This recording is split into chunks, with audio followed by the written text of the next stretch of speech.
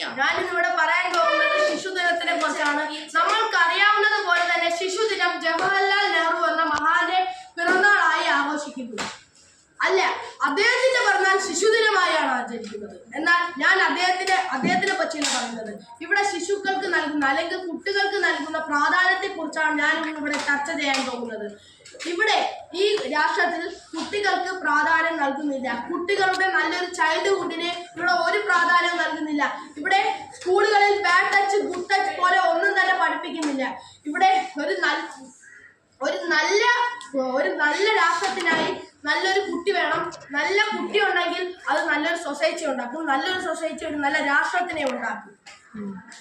അതായത് ഇവിടെ നമ്മളുടെ സ്കൂളുകളിൽ നിന്നാണ് തുടങ്ങേണ്ടത്. സ്കൂളുകൾ, വീടുകൾ, അങ്ങനെയാണ് നമ്മൾ ഈ കാണുന്ന കുട്ടികളാണ് ഭാവിയിലെ പ്രധാനമന്ത്രികളോ രാഷ്ട്രപതികളോ അഥവാ ഏതെങ്കിലും ഉന്നത രീതിയിലുള്ള ആൾക്കാരോ ആകുന്നത്.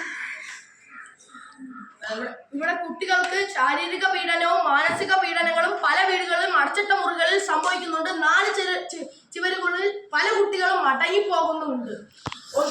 14 വയസ്സ് വരെയുള്ള കുട്ടികളിൽ 6 വയസ്സ് തൊട്ട് 14 വയസ്സ് വരെയുള്ള കുട്ടികൾക്ക് നിർബന്ധിത വിദ്യാഭ്യാസം നമ്മളുടെ രാഷ്ട്രം നൽകുന്നുണ്ടെങ്കിലും പല വീടുകളിലും ഇത് നടക്കുന്നില്ല.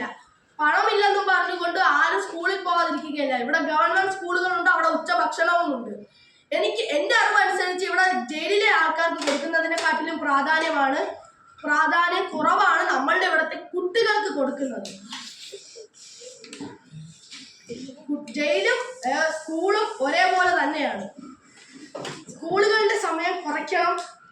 ടീച്ചർമാർ നല്ല രീതിയിൽ തന്നെ പെരുമാറണം. കുട്ടികളുടെ സ്പോർട്സിന്റെ വികാസം വളർത്താനായി പറ്റണം. സ്കൂളുകളിൽ 10 മാസം ഉള്ളതിൽ ഒറ്റ ദിവസം മാത്രമാണ് സ്പോർട്സ് ഡേ ആയി ആചരിക്കുന്നത്. ഒരു മാസമെങ്കിലും ഇതിനു വേണ്ടി ആചരിക്കണം. അന്ന് ബ്രസീലിലും അർജന്റീനയിലും അമേരിക്കയിലും ഒളിമ്പിക്സിന് ഗോൾഡ് മെഡലും വേൾഡ് കപ്പും ക്രിക്കറ്റിൽ ഓസ്ട്രേലിയ വേൾഡ് കപ്പ് കളിച്ചുകൊണ്ട് പോകുമ്പോൾ നമ്മൾ ഇവിടെ നിന്ന് കണ്ണീരൊലിപ്പിക്കുന്നതിന്റെ കാരണം എന്താണ്? ഇവിടുത്തെ സ്കൂളുകളിൽ നമ്മൾക്ക് നൽകാത്തതിന്റെ പ്രാധാന്യമാണ്.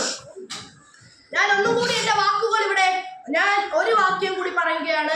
നല്ല ശിശുക്കൾ നല്ല കുട്ടികളാകുന്നു. നല്ല കുട്ടികൾ നല്ല നാട്ടുകാരാകുന്നു. നല്ല നാട്ടുകാർ നല്ല സൊസൈറ്റി ആകുന്നു. നല്ല സൊസൈറ്റി നല്ലൊരു രാഷ്ട്രം വാർത്തെടുക്കുന്നു.